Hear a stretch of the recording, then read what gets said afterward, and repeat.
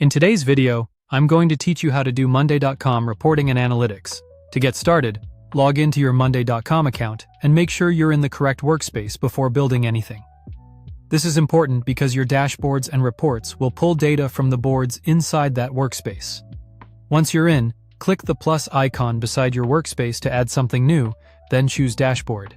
This will give you a dedicated space where you can turn your board data into visual reports. When prompted, type in the dashboard name. In this example, use Sales Dashboard, then click Create Dashboard. Now that the dashboard is ready, click Connect Boards. Choose the Deals board and click Done. Connecting a board is what allows the dashboard to access live data, so whenever the board updates, your reporting can update with it as well. Next, add your first widget and select Chart. A chart widget helps you visualize trends and patterns much faster than scanning rows of data manually.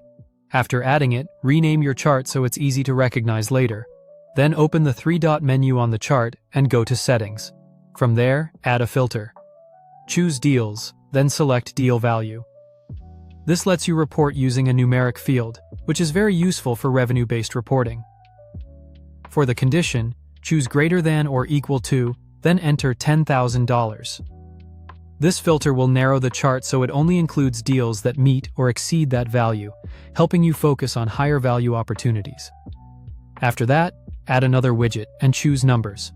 This widget is perfect when you want to highlight a single KPI in a clear, bold format. Rename it to Total Revenue so anyone viewing the dashboard immediately understands what the number represents.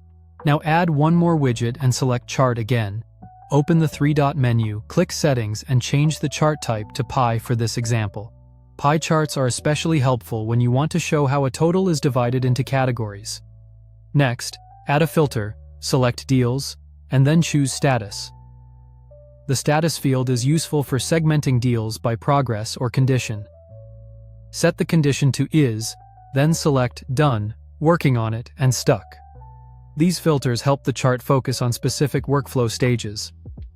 Done shows completed items, Working on it highlights active progress, and Stuck identifies items that may need attention or follow-up. Finally, click Save Filters to apply everything. And that's how to do Mondaycom, reporting and analytics. Create a dashboard, connect a board, add chart and number widgets, and use filters to turn raw board data into meaningful insights. Thank you for watching and subscribe for more.